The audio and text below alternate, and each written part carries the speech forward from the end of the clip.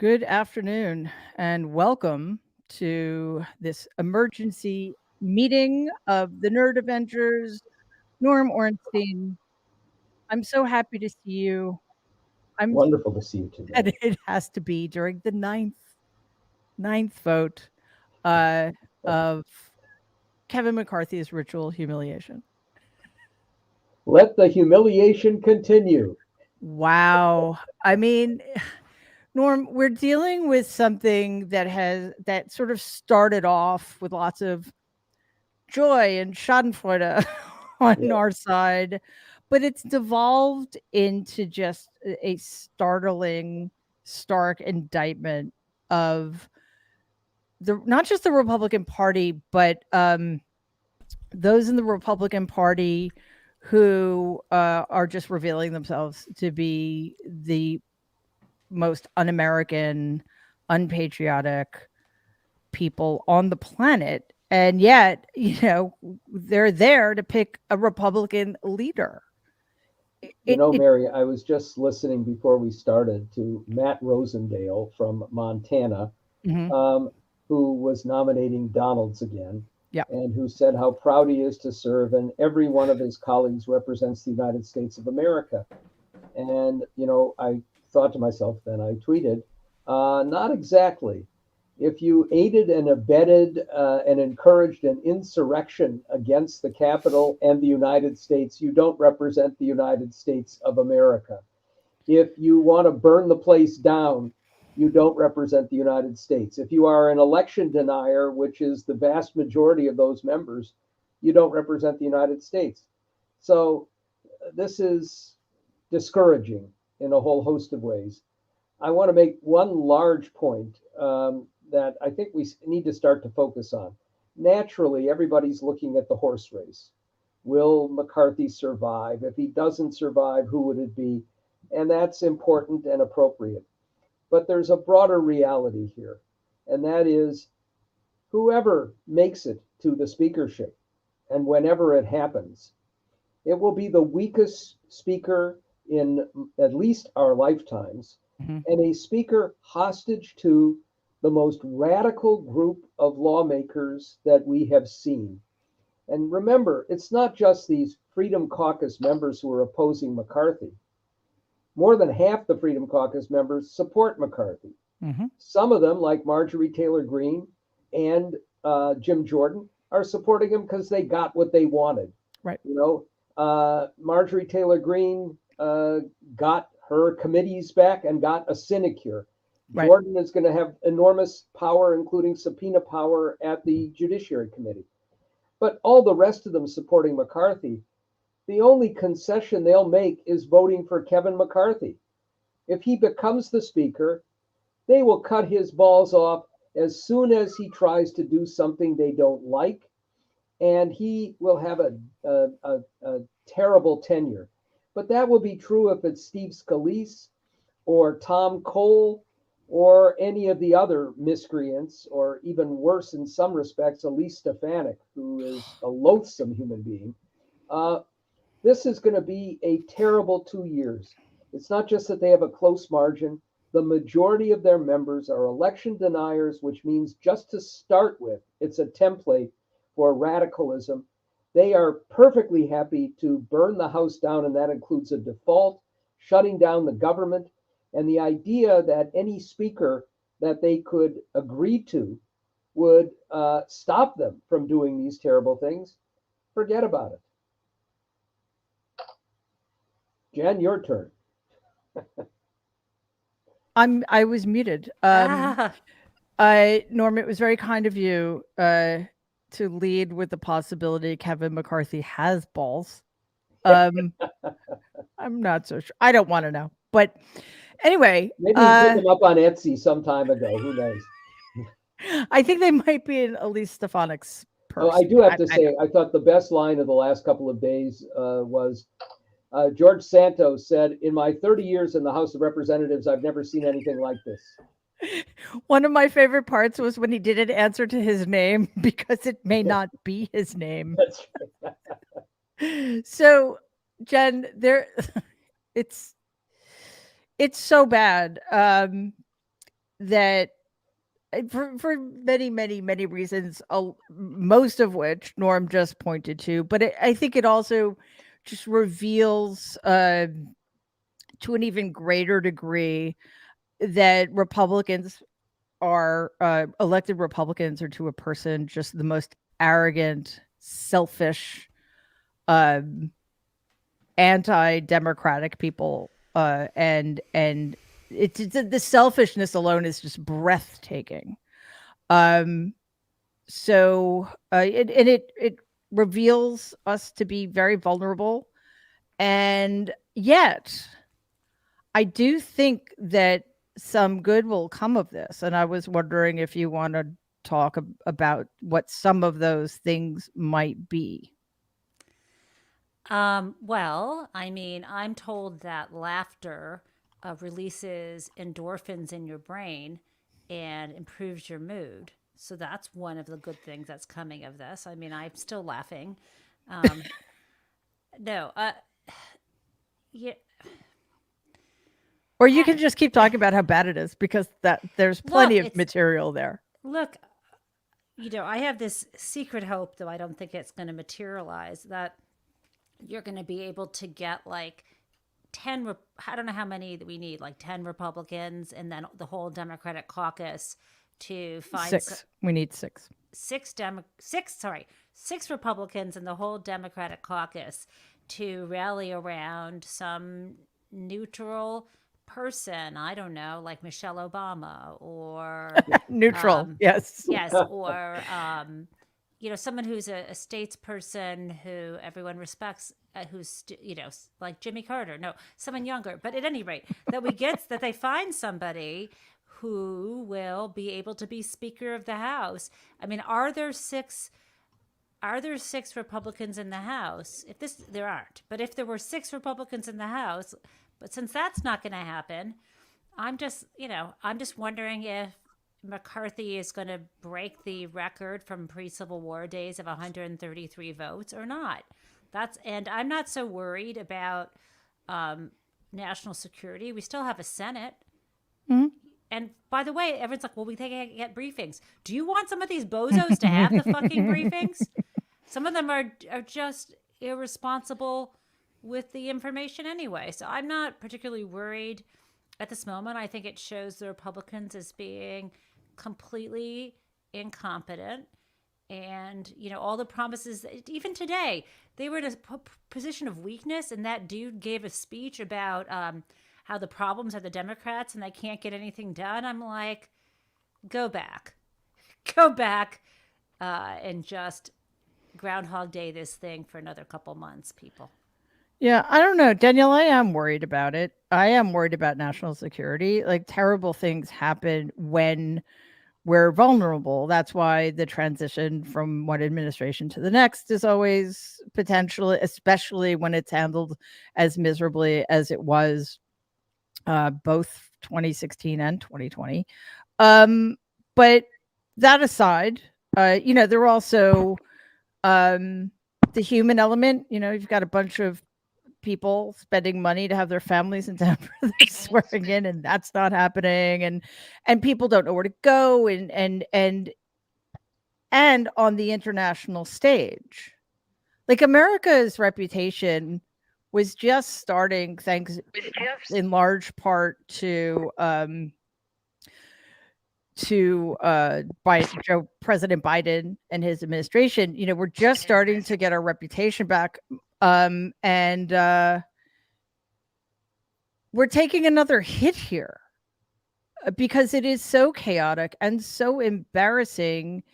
And I think, I know that Jen was maybe saying this tongue in cheek. Oh, and I forgot. I'm sorry. I just also want to give a heads up to the fact that Waj is wearing a jacket with his pajama bottoms today. So thank you, Waj. That's awesome. Um, that I wouldn't put it past Kevin McCarthy to go to 114, 113, 114 votes. But it's another instance we have, and we've talked a lot about this on the show, of the system failing us.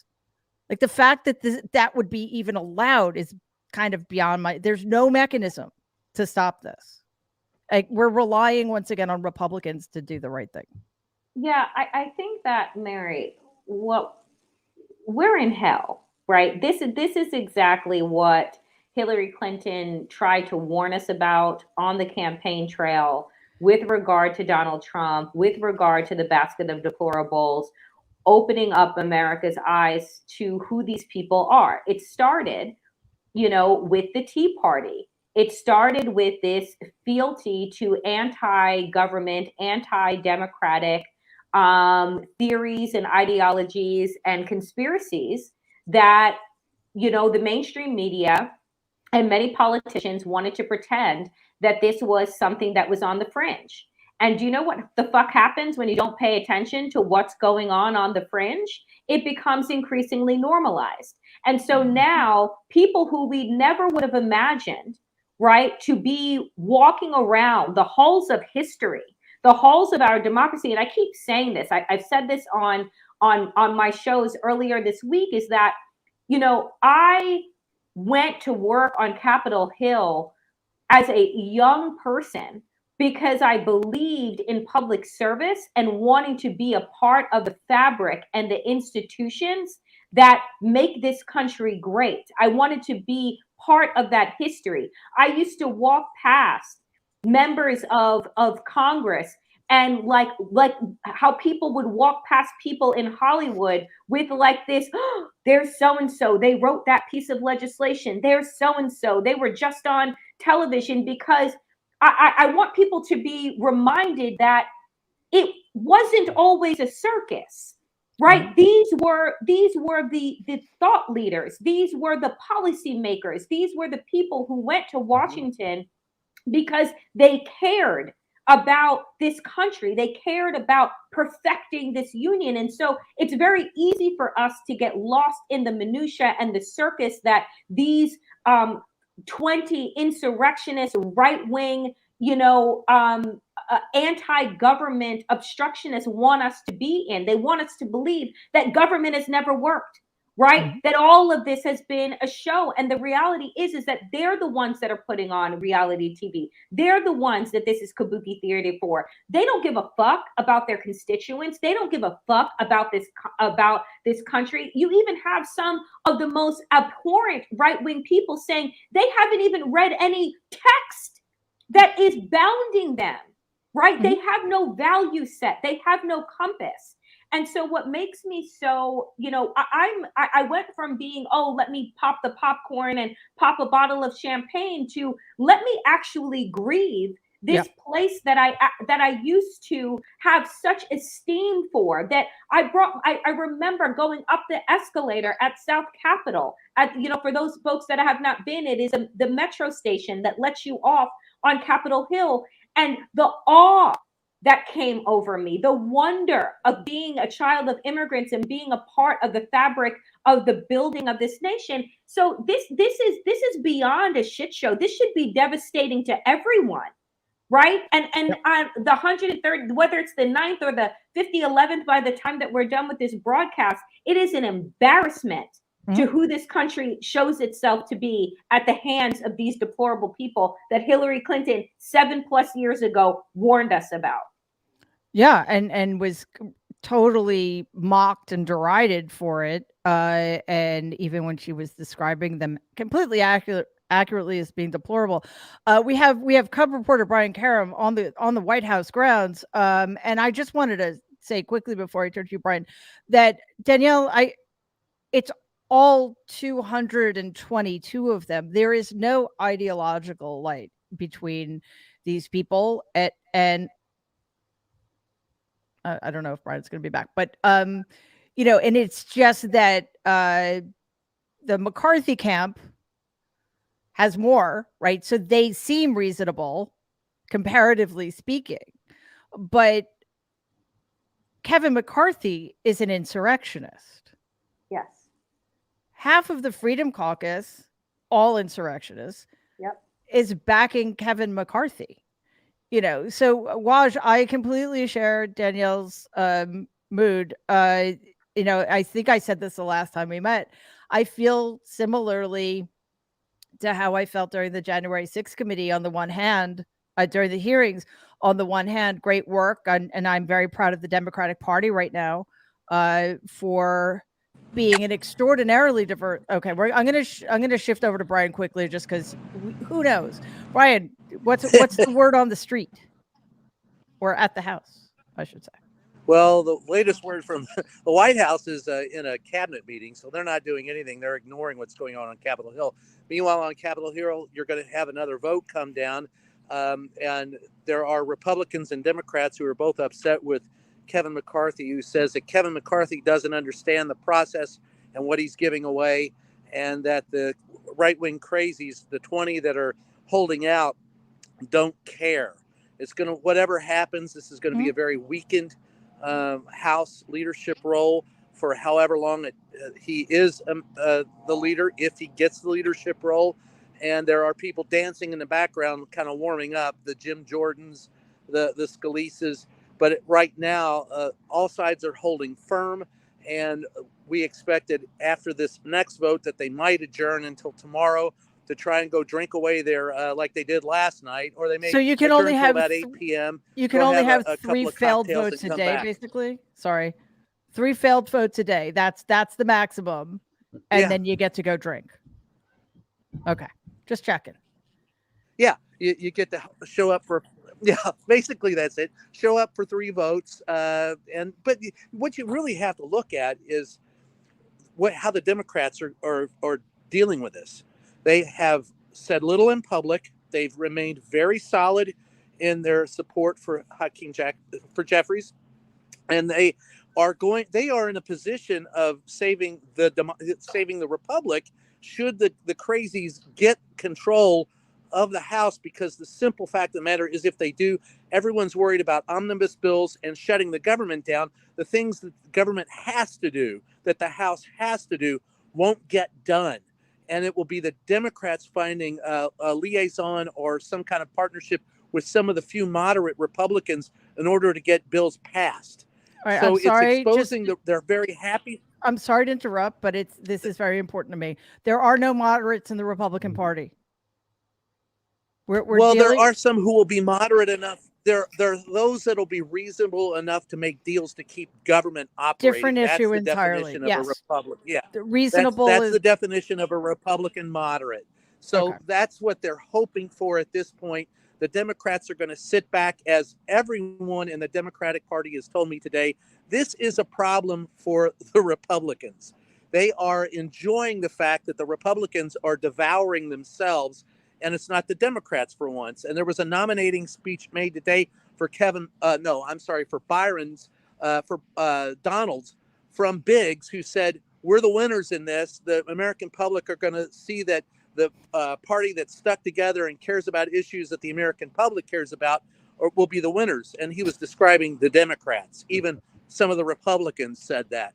So it's just chaos and pandemonium. It's a zoo down here today. I had to go visit this the cabinet meeting to see what happened here at the White House, and then I'm heading back down to the Hill to see if I can get any more of the monkey vomit on me that's been occurring all day long in the House. It's the first time in a very long time. It's the first time in a very long time when I felt the White House was more sane than Congress. I'll leave you with that thought. Wow. Yeah, that could cut many ways. So, oh God, Waj, getting back to the whole notion. Oh, and I'll catch up with you, Mary, if I can. Oh yeah, call back in whenever you have news. Thanks, Brian.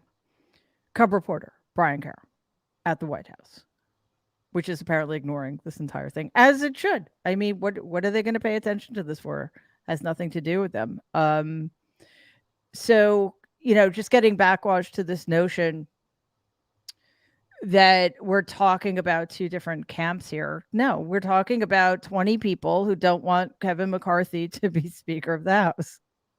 Not for any other reason than they hate his guts. Right.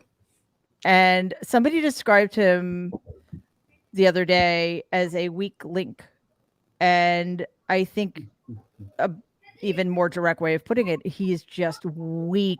He's a weak, spineless man. And why, when you keep making concessions, that actually just gives people more contempt for That's you. right. Can you turn down everybody's mic? Is it just me? I don't know. Like everybody sounds loud. Maybe it's me. How about now? Is that too loud? A little bit. How about now? Still too loud. Everybody sounds loud to me. Yeah. How about this? Is that good? Better. Yeah. So, I mean, if you invite arsonists inside your home, you should not be surprised that they burn down the home.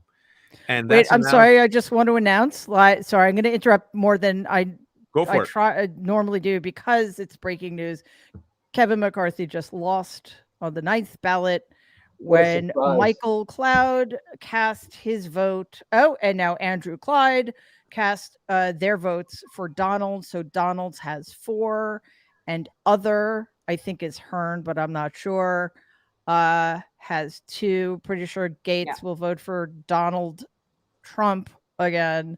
Yeah. So yeah, this is just more of the same. Nothing, and I'm sorry to, because this just reminds me something else I'd like for you to address, Waj. Brian was talking about the crazy 20 who are, dug in. Well, the crazy 201 are as well. Like, when are they going to start voting present? Or when are they going to just not show up? Or when are they going to nominate somebody who maybe doesn't have a chance, but might have a better chance than McCarthy? Waj, you're muted now. Hear me? Yes. Okay, so it should be less loud. That's great. One of our listeners said that I should run for a Speaker of the House, and I just want to tell them thank you. But the Republicans still have, I think, 2 more Black folks and a couple of Asians.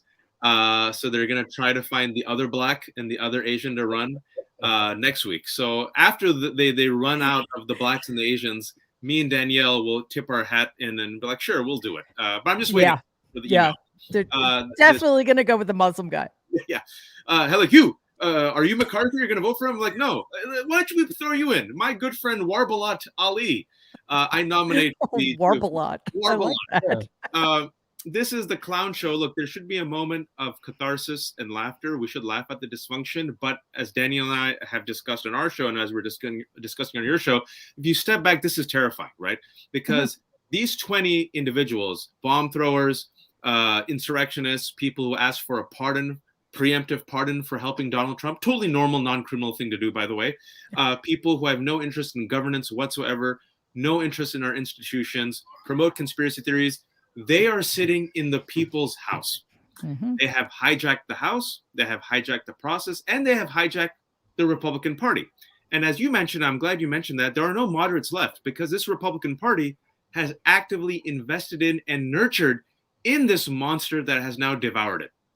These people are the people who went along, Norm knows this. It goes back, I was going to say Donald, but even goes back before that.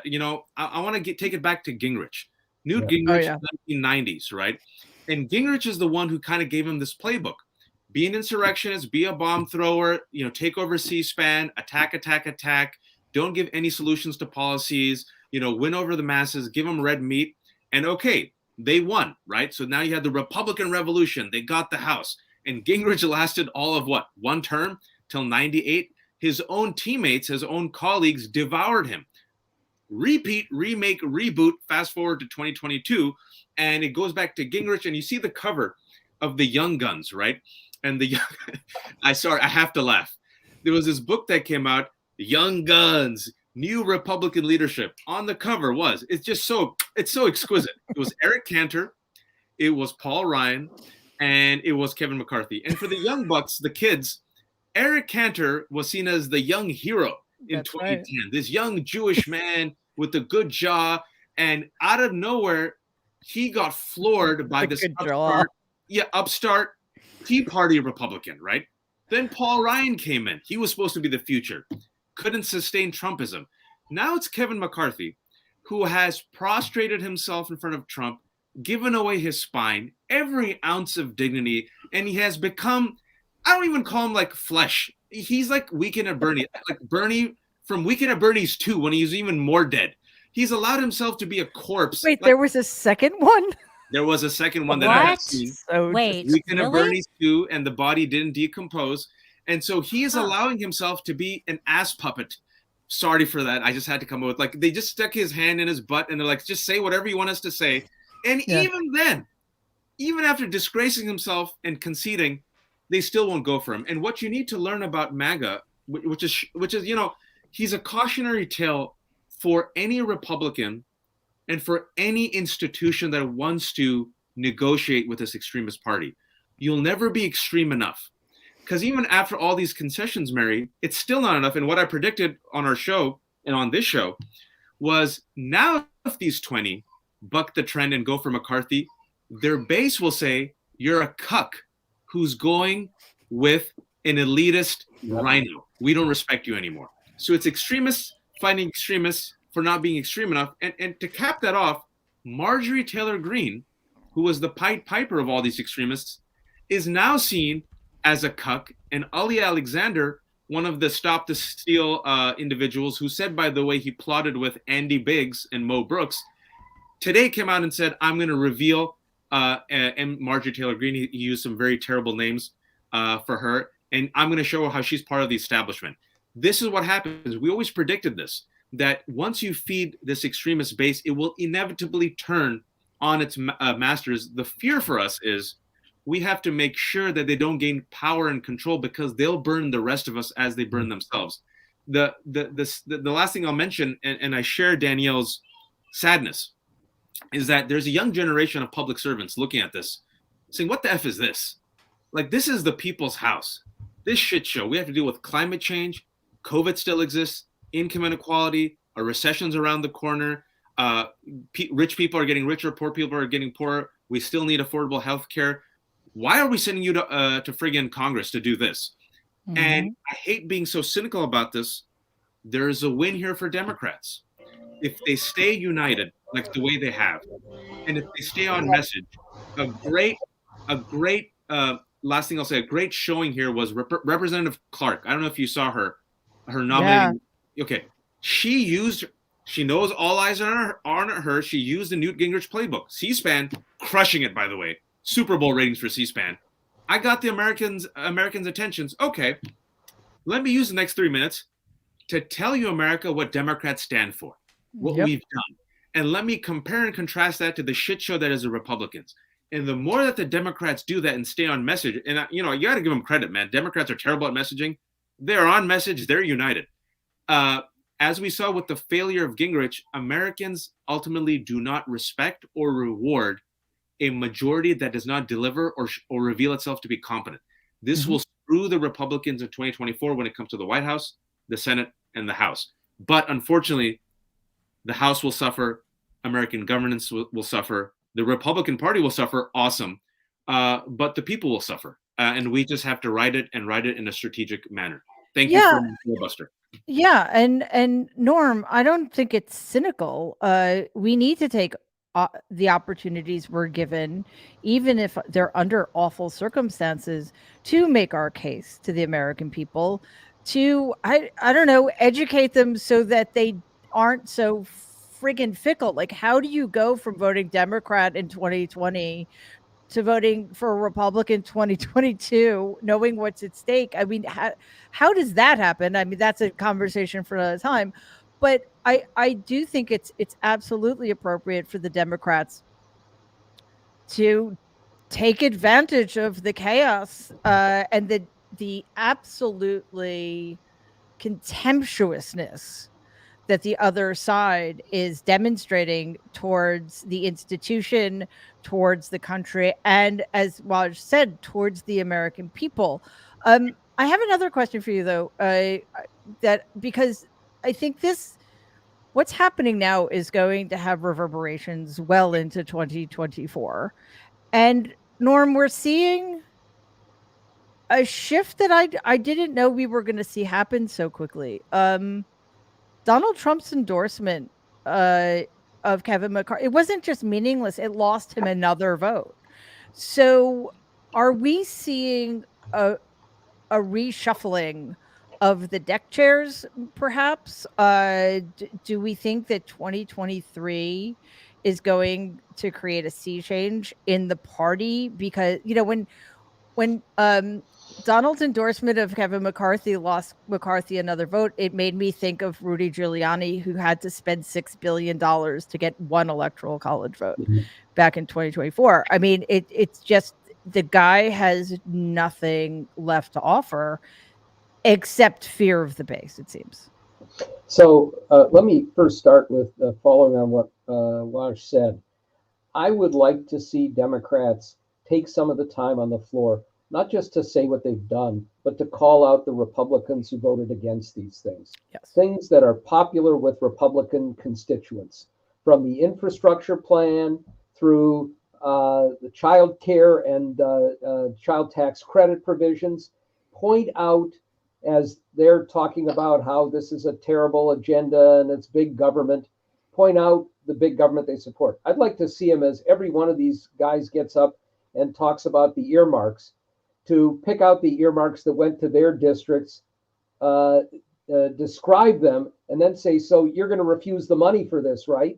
Or you're going to denounce this that's so popular in your own district.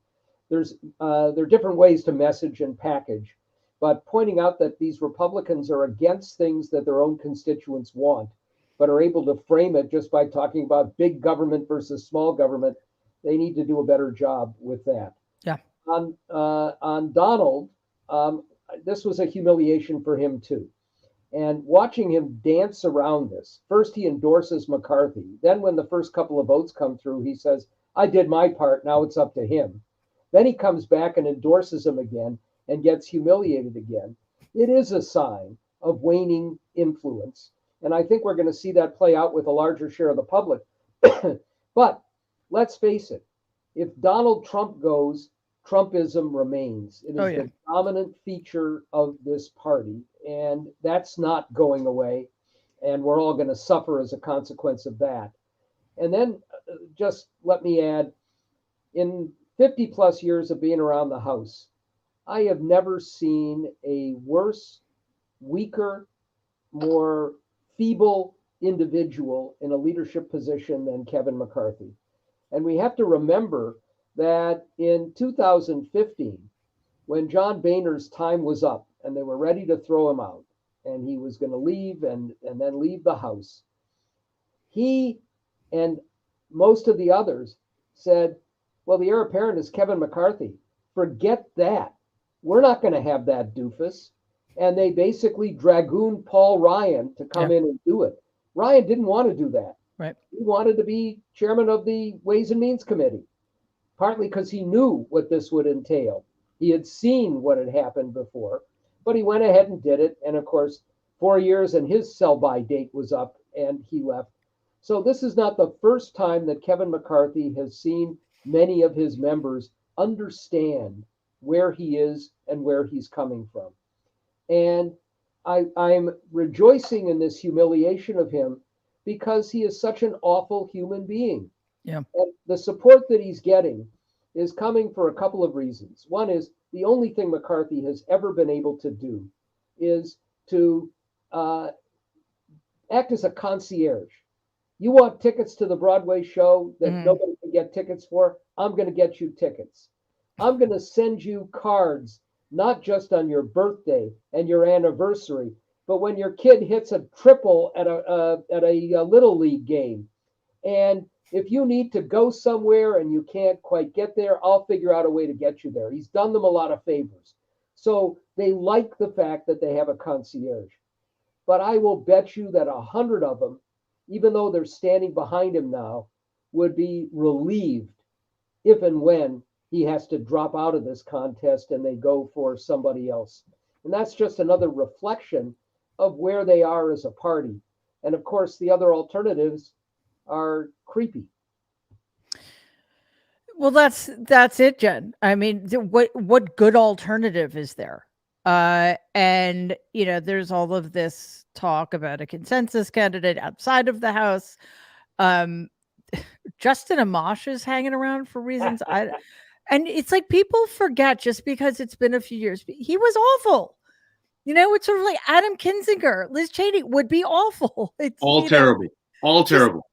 I mean, just because they drew a line finally, that doesn't mean that they're not cut from the same radical anti small d democracy cloth, right? So, Well, the difference would be so this isn't going to happen anyway. oh look, she because did. I didn't even have to ask a You said question. my name. So, consensus Canada, the only way that would work is committee ships would have to be given Right, to Democrats.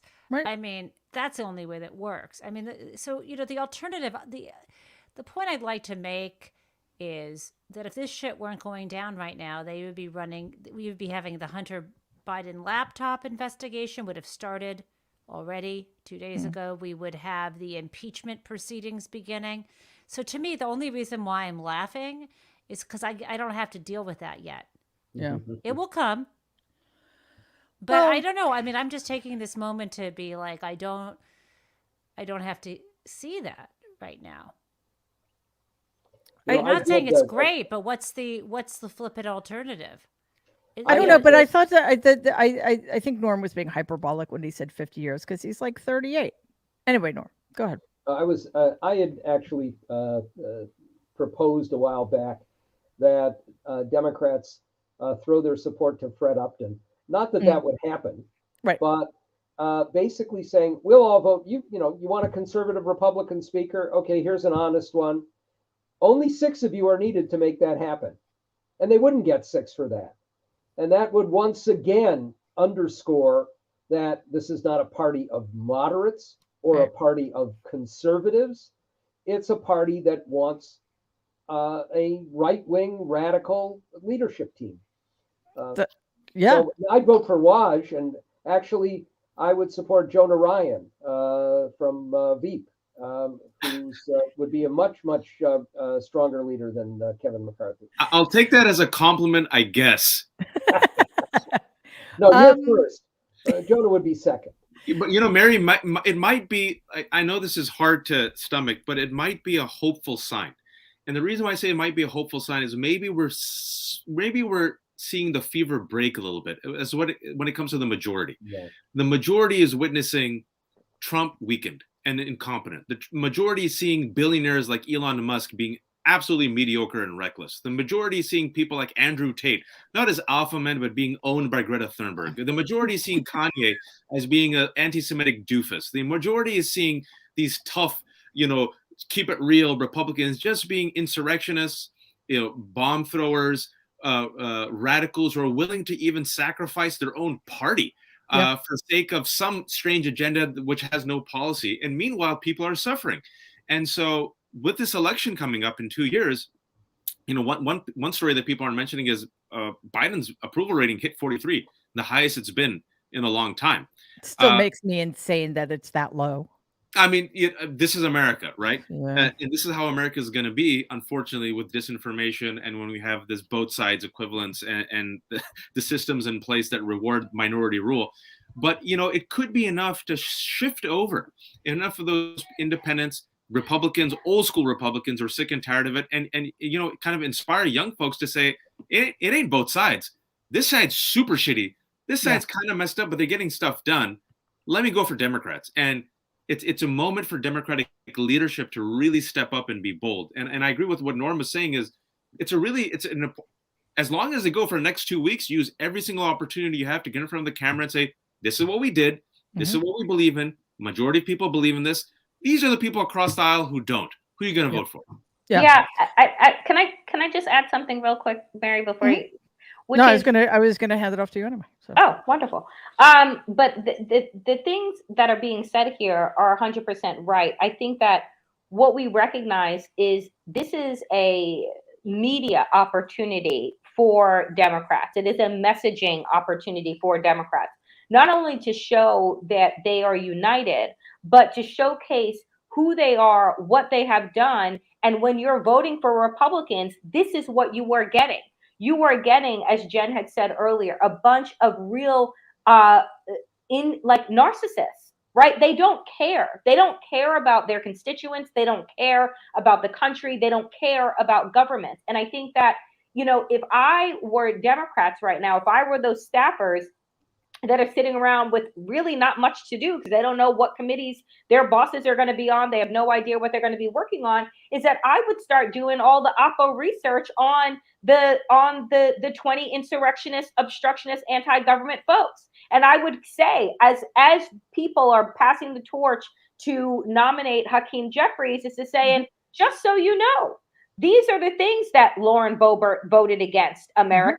These are the things that whoever Paul Gosar and this person and Matt Gaetz, and remind you, Matt Gaetz isn't in jail right now because the judge let him off. But just so you know, the only reason why he's sitting here and not in a prison, he is a pedophile and a sex trafficker. But here are the things that we serious people, right, have done. Right, we passed infrastructure. We've lowered prescription drug costs, and like go through it. But I think that Norm is 100% right. Use this as a free media opportunity because the cameras are on you. The cameras are seeing who the Democrats are, who the leaders are in the room, and say the reason why these people are even here, that we have all these insurrectionists here, is because of gerrymandered districts. So let us talk to you about gerrymandering. Let us talk to you about a district that looks like a pretzel, as opposed to, let us talk about the fact I had a conversation this morning with former Congressman Mondaire Jones, who I said, if not for the Republican judge in New York that got rid of 4 New York districts, those 4 fucking votes that we need right now in order Thanks to Andrew Cuomo, by the way. We would have the majority in the House. Right. So explain, make this a civics lesson, not just in stupidity, but educate the American public in the way that our public school systems don't educate them about what government should be doing. Yeah, absolutely. And there, I think that there are many opportunities in their future because vote 9 did not go McCarthy's way.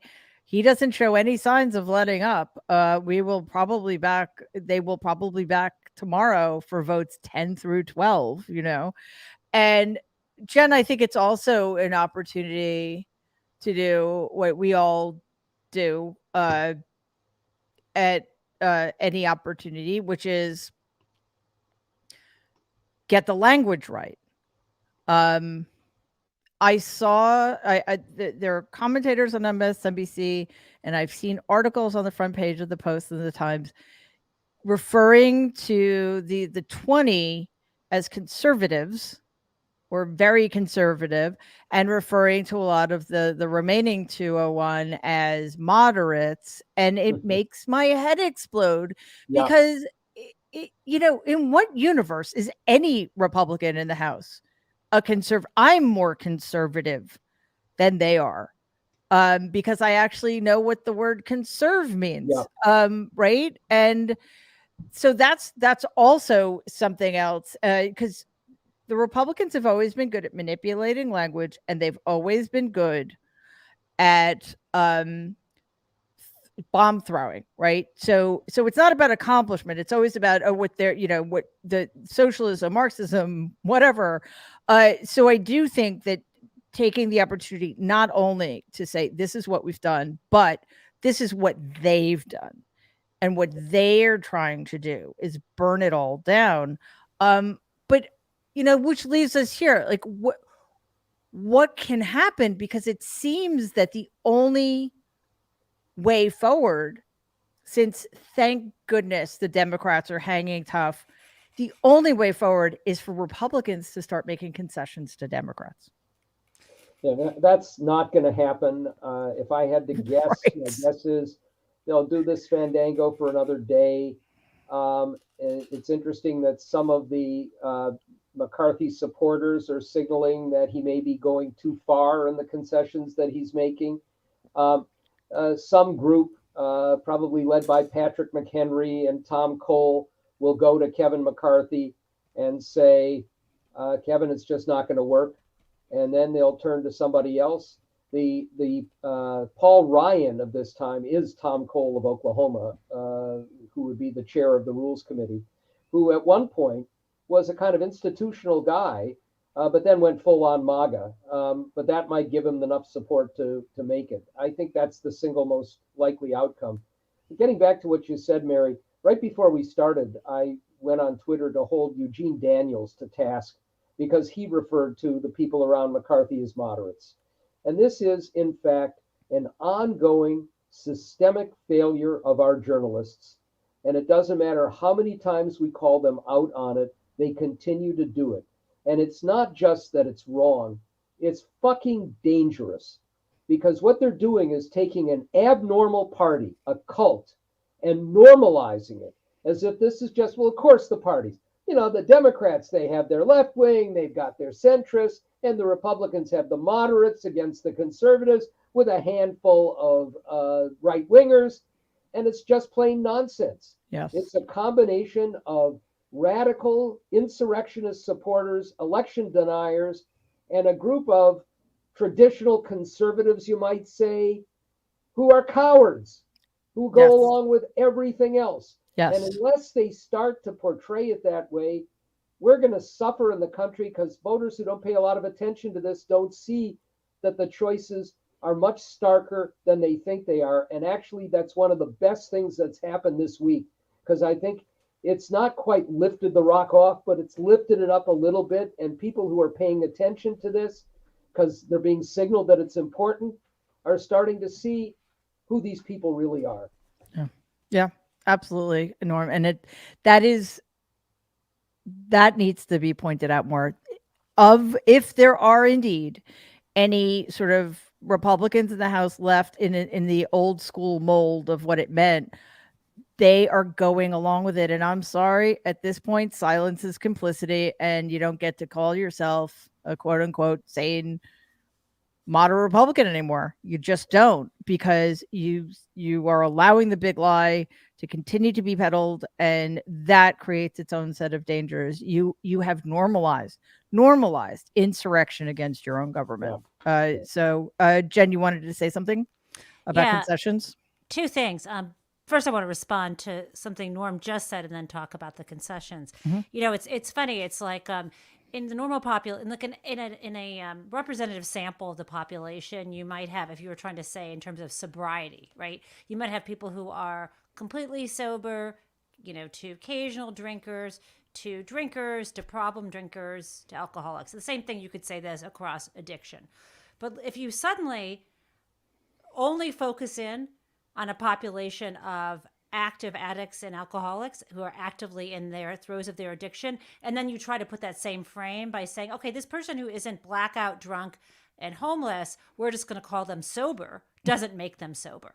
And that's exactly what they're doing. They're taking this population of irrational insurrection supporters and radicals and finding the ones who aren't falling down, waving a Confederate flag and saying that's the moderate. Doesn't work. Now, back to the what?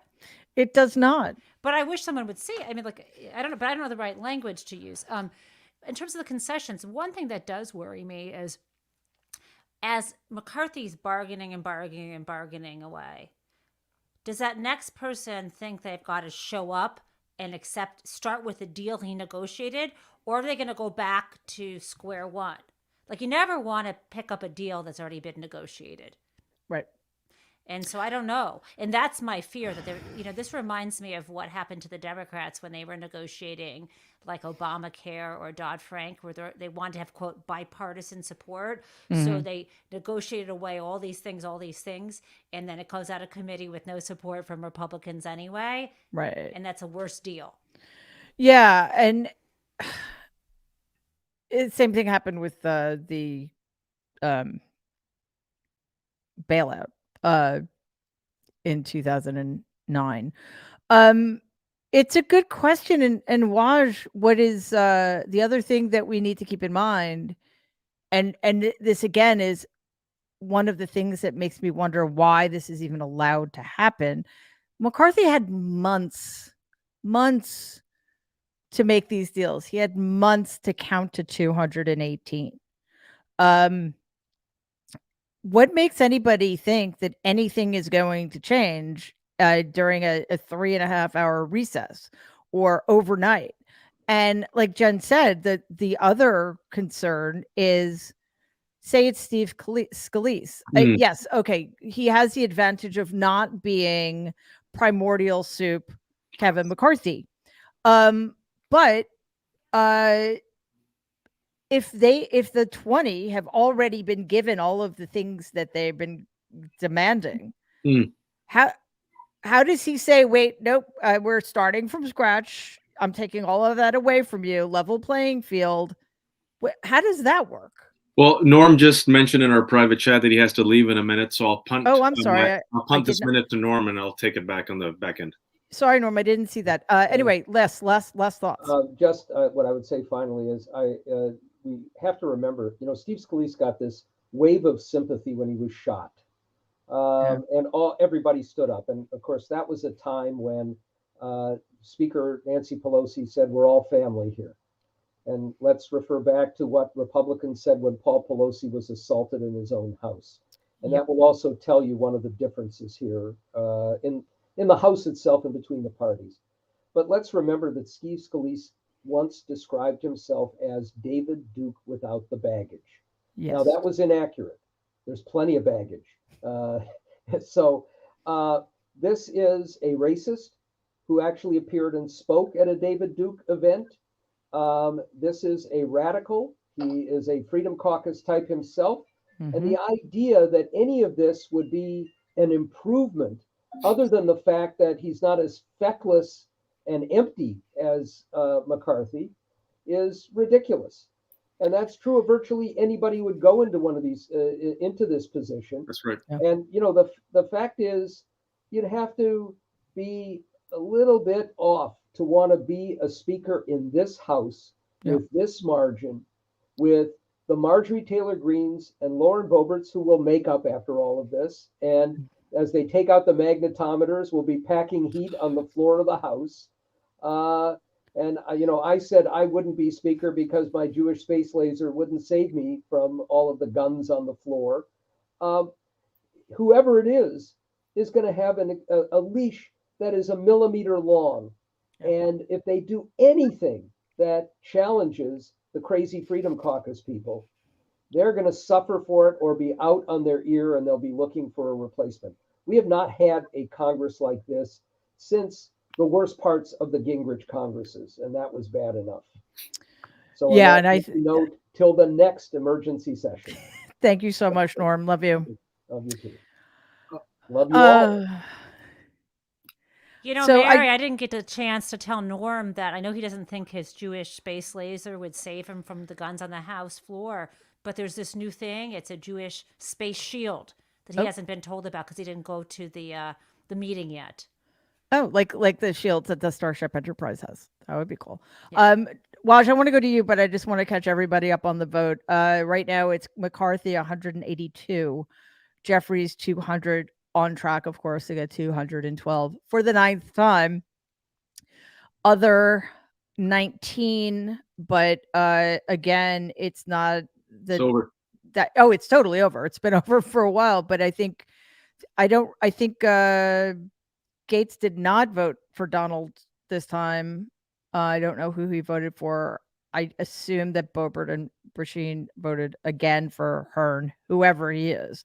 So yeah, it's over, and it just, they're already doing, and I understand what Jen's saying. It's nice to have the in some ways more dangerous chaos to deal with, which is the Hunter Biden investigation and the impeachment of Joe Biden and Kamala Harris and Anthony Fauci. And I don't know, probably us. They'll probably try to impeach us, not understanding that they can't. They'll probably try to impeach Justice Jackson, for all we know. So yes, it's nice not to deal with that just yet. But as Norm just said, they just removed the magnetometers. Why? It is a day before January 6th. That's right. What the fuck? It's entirely provocative. It's bullshit. Yeah. And also, like, why? They're not in charge of anything yet. Who made that decision?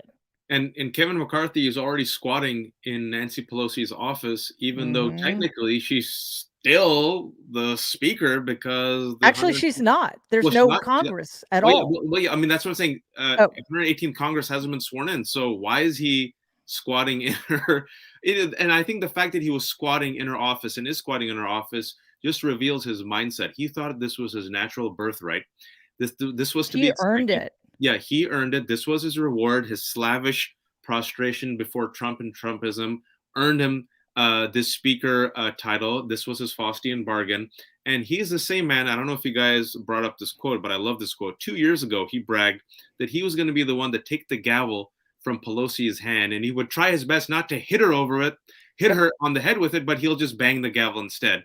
And Yeah. yet, the 20 House Republicans have taken the gavel and bashed him upside the head. That's the price of this Faustian bargain. And I think we have to repeat this, and I'm glad we're focusing on this, is that even if it isn't Kevin McCarthy, it's going to be an extremist. I mean, even if it's Steve Scalise, Yeah. David Duke without the baggage. David Duke without the baggage is a white supremacist who needs luggage. That's it, right?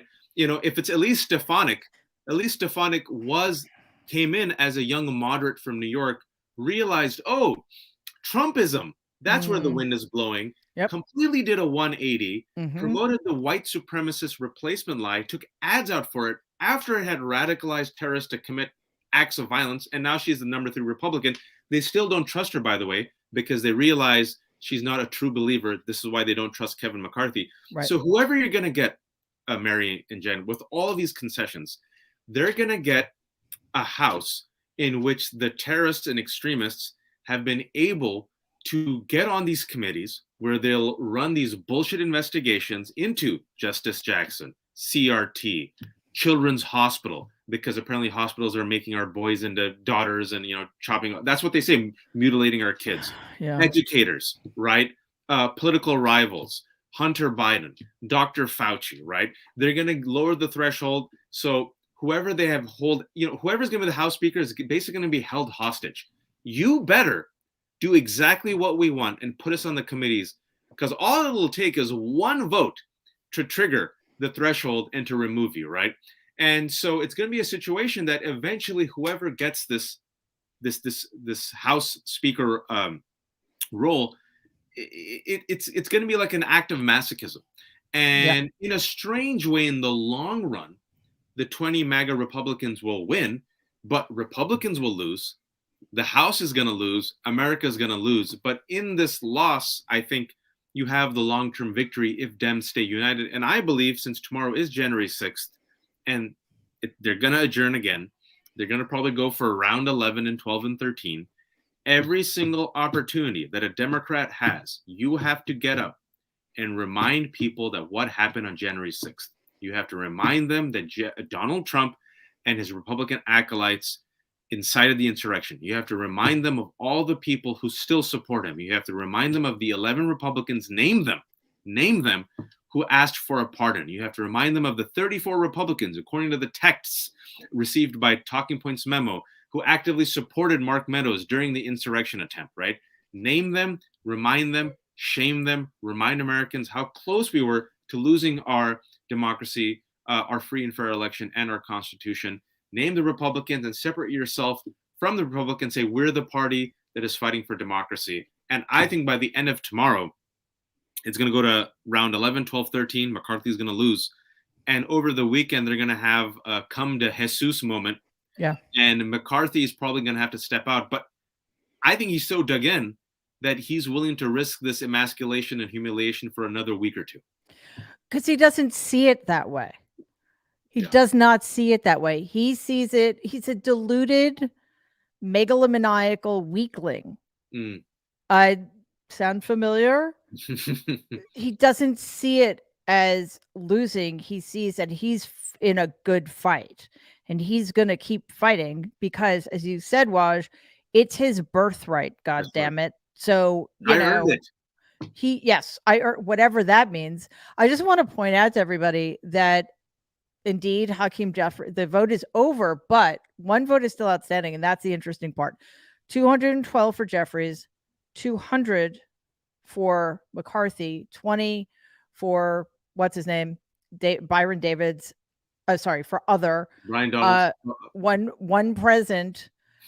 So everything's the same except the one vote outstanding is Ken Buck, who I don't know if you remember 3 votes ago didn't vote when his name was mentioned, voted after for McCarthy, but said that he's maybe reconsidering. So that is the one vote outstanding. It will be very interesting. Is he going to vote present? I mean, he's not, I don't think he's, or is he going to vote for who may be the next person, a Scalise or a Stefanik or whatever. So he lost a vote, right? If my math, didn't he just lose a vote? McCarthy lost a vote in the latest round.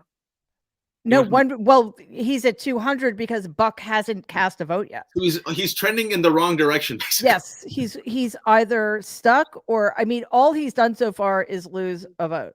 He's gone from 19 to 20. He may be going. Oh wait, sorry, 19 to 21. Sorry, 19 to 20 to 21 because what's her name is continuing to vote present now after having voted for McCarthy in I think the first 3 rounds. So, you know, whether Buck isn't there and that's an absent, that's bad for McCarthy. If he votes for anybody but McCarthy, that's bad.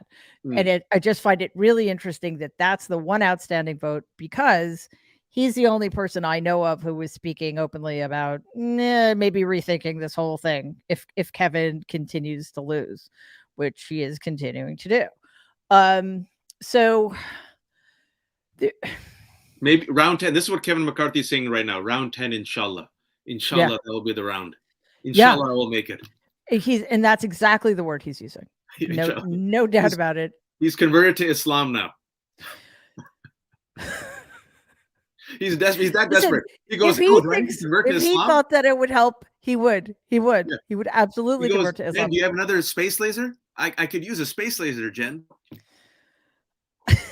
So it's this is such a bizarre moment because those of us who live in reality see this as an absolutely impossible task on McCarthy.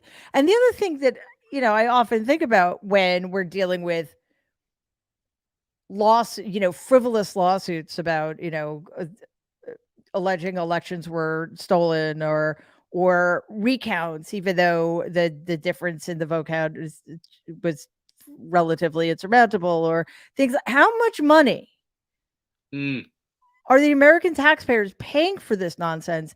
And then when and if we do get a speaker, I tweeted this earlier, like we will be paying these people, these arsonists, $170,000 a year to keep burning it all down. And that includes Kevin McCarthy. And that includes all these people pretending to be reasonable, like Ken Buck and the bacon guy. And I mean, they're all, I think that's the theme of the show. They're just all unredeemably awful or irredeemably awful. And we're stuck with this because, Jen, you're right.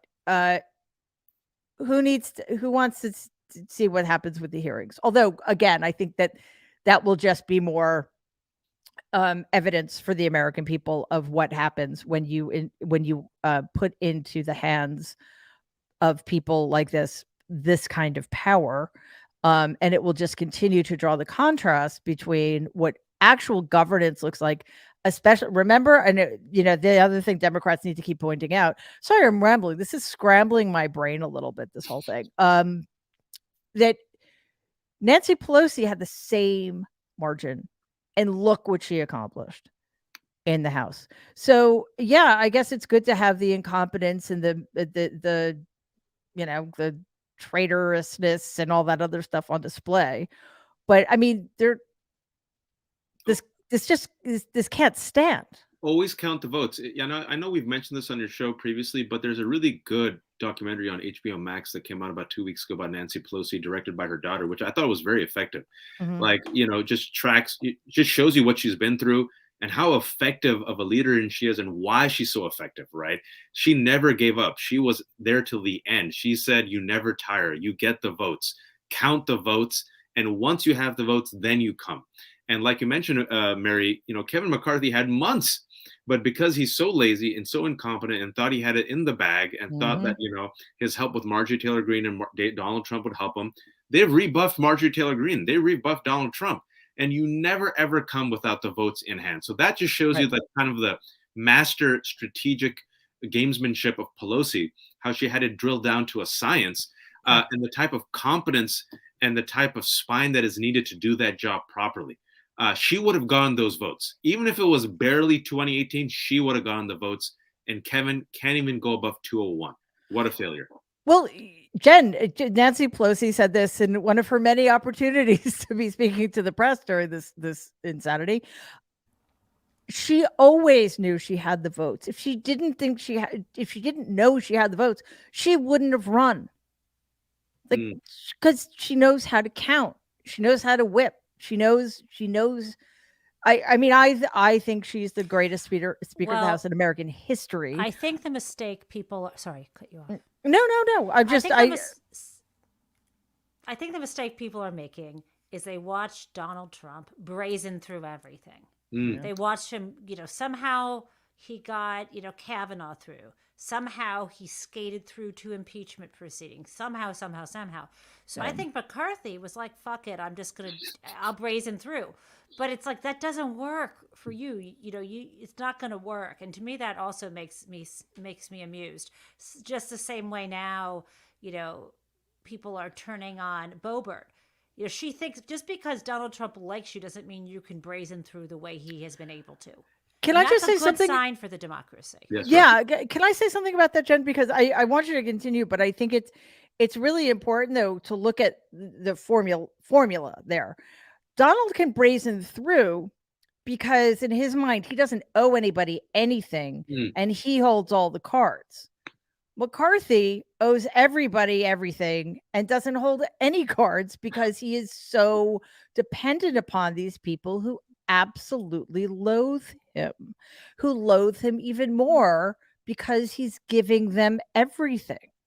I mean, it's really quite stunning. But it's the investment in Trumpism where people like DeSantis, Abbott, and McCarthy think that by sucking at the teat of the golden calf, forgive me for that image, I'm so sorry that I shared with everyone. I will not that forgive somehow you. It has allowed them to transfer the power onto them.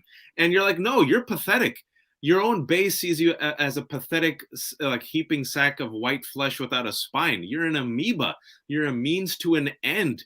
And no one cares about you. Look at you. They're willing to embarrass themselves and the entire Republican Party if it means you not getting the speakership. That's how little they think of you, Kevin McCarthy. But he's like, but Donald loves me. But I got MTG. Still doesn't matter. We still think you're pathetic. And so I think it's a warning sign also for DeSantis, because I know they're trying to promote DeSantis on us. And what I've said is, yes, I fear DeSantis because he gets Trumpism, but he's less self-destructive. But I've also said, I think he's a wet noodle on the national stage. I think when the spotlight is on him, he's going to crumple. He doesn't have, and I've given Donald some credit that he does have this perverse charisma of knowing how to use the media and manipulate the media. And it's been nurtured for 3 decades. DeSantis doesn't have it. McCarthy doesn't have it. Right? None of these people have it. So they think through osmosis, it'll transfer. It won't. It'll just reveal you to be weak. And even your MAGA base sees you as a fake golden calf. So what do you think the majority is going to do? And this is where it gives me a little bit of hope, and where, like Jen, I have a little bit of a smile, a comeuppance, a karma. I think we should relish in the pettiness for a moment, because they've brought this upon themselves. And now the golden calf is being revealed to have brass. Just like Donald Trump's toilet and like his golden staircase. Yeah, and Jen, I gotta go. Thank you all. All right, thanks, Wash. I it. really appreciate it. I'll talk to you soon. And we're gonna wrap up, Jen. But I wanted to point something in that we haven't actually touched upon. Mostly because even though, I know we had to talk about Donald once in a while, and I really like talking about him, but I think it's true that Matt Gaetz nominated Donald as a way of like appeasing his hurt feelings. Like he's angry at these 20 who aren't listening to him. Right. But I wonder if he also did it as a sort of a trial balloon. And what's absolutely fascinating, his name starts with a G. There are a lot of other votes to come after he cast his vote for Donald Not one other person went along with it. So, like, I'm wondering if Gates was thinking, hey, you know what? Maybe this will get some attention. And it didn't. It fell flat both in the seventh and the eighth round. The only vote cast for Donald was from Matt Gaetz. That's got to leave a mark, too. Yeah, I can't decide how your uncle would feel this way. Is it's like, yeah, thanks for tipping your hat at me, or is it more like, don't fucking embarrass me? I only got one vote. I don't I know. I guess it would be the latter. I'm hoping anyway. See, we like to be hopeful here. Yeah, right.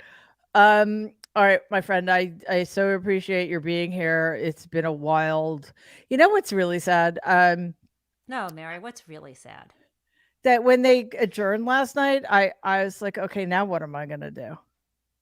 It's very sad, Ah, that's so sad. right? It's just I think you have some writing to do, maybe. No. I have a thing or two to write. But yes, I'm proving to be even more of a political nerd than I thought I was. But I find this riveting. I just find it absolutely riveting. We still don't know who what Ken Buck is doing. If he's doing any, I guess it's like, how much time does the guy have to put in a vote? So maybe it's just McCarthy lost one more vote, which would be fine. Anyway, I want to thank Danielle Moodie, Norm Ornstein, Wajahat Ali, Cub reporter Brian Karem, and Jen Taub. Thank you so much, everybody, for joining us for this emergency session. The emergency has not yet been resolved, so we will undoubtedly be revisiting this. There will be no show tonight, obviously, because we just did a show. So we'll be back on Tuesday, 12 p.m. Eastern, 9 a.m. Pacific.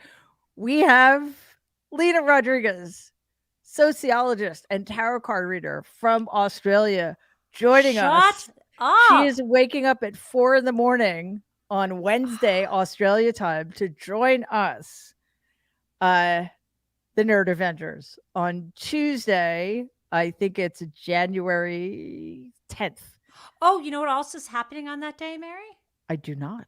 The argument in E. Jean Carroll's case. That's I think right. probably that morning. So maybe we'll have some news. Oh, about that would be fabulous. All right. Lots to look forward Also, to. one more thing, Mary. Did you mark your calendar for March 2nd?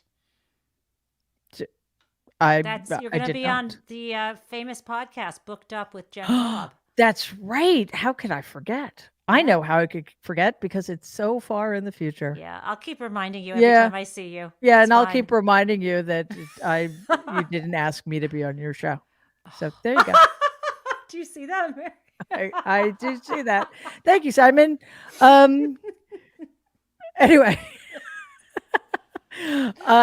Oh yeah, and there is another possibility that Simon is telling us that Matt's nominating Donald was basically a fuck you from Matt to Donald, which might be true. I think it was more ass-kissing that just didn't go over very well because it ended up humiliating Donald even more.